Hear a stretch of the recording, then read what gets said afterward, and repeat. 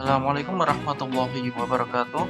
Apa kabar anak-anakku semua? Semoga kita masih diberi kesehatan oleh Allah Subhanahu wa taala sehingga dapat mengikuti pembelajaran dengan baik. Pada kesempatan kali ini kita akan belajar mengenai Aku Anak Soleh bagian kedua.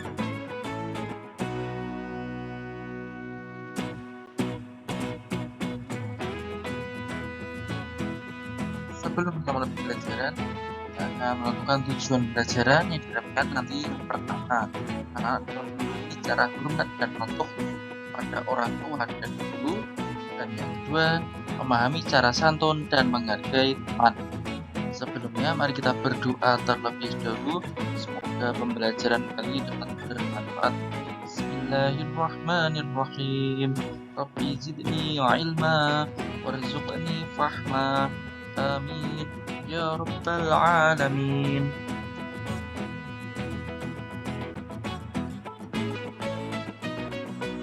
Hormat dan patuh. Hormat dan patuh disini dapat diartikan itu mengikuti perintah. Perintah siapa? Yang pertama, hormat dan patuh kepada orang tua.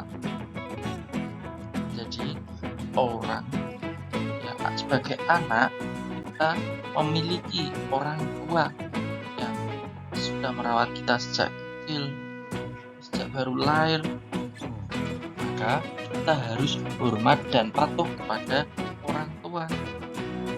Namanya disebut birrul walidain.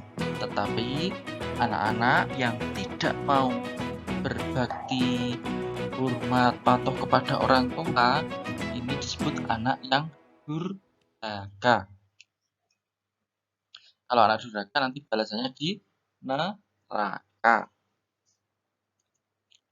Perilaku hormat dan patuh kepada orang tua yang pertama, mematuhi nasihatnya. Apabila kita diberi nasihat supaya jangan bermain malam-malam, kita patuhi karena pasti ada hikmahnya. Orang tua memerintahkan kepada kita pasti ada tujuannya, tidak asal bicara. Yang kedua, selalu mendoakannya, meski baik orang tua masih sehat, masih hidup, maupun orang tua yang sudah meninggal. Kalau masih hidup, kita doakan ya. Doanya, Robbi firli wali walidayya warhamma kama robbayani shogiro. Itu doa untuk kedua orang tua. Selain itu, kalau ada yang sudah meninggal orang tuanya, kita tetap mendoakannya, ya, mengirimi Al-Fatihah, memohonkan ampun untuk orang tua, melaksanakan perintahnya. Bila kita diperintah, misalnya diperintah untuk menyapu, meskipun kita sedang menonton televisi, ya kita tinggal menyapu, TV-nya dimatikan terlebih dahulu. Membantu pekerjaan rumahnya. Pekerjaan rumah orang tua itu banyak sekali. Mulai contoh dari merawat adik, saya masih bayi.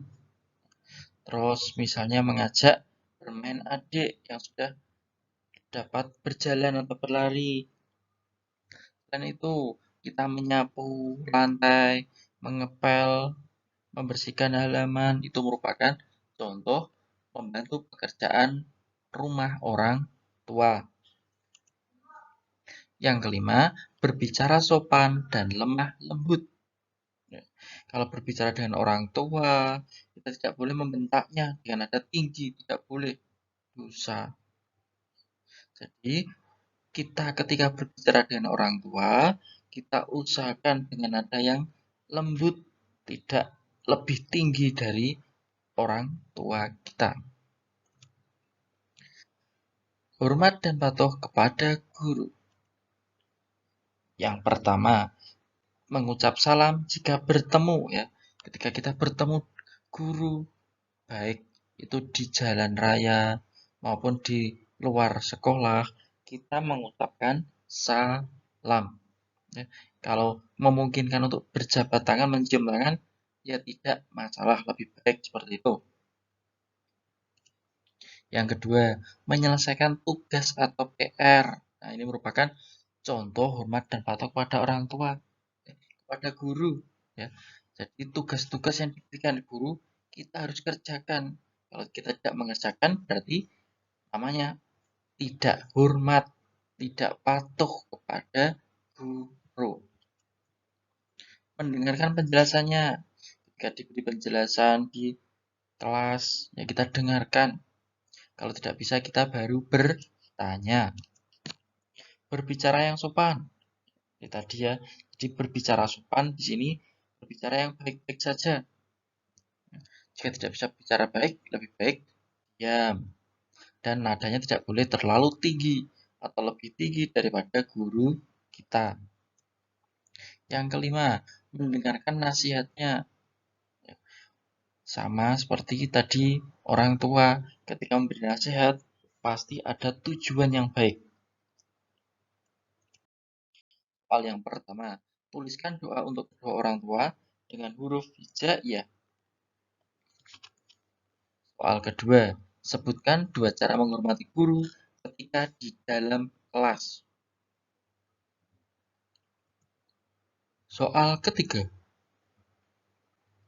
sebutkan 2 contoh membantu orang tua terkait menyelesaikan pekerjaan rumah, pekerjaan di rumah ya.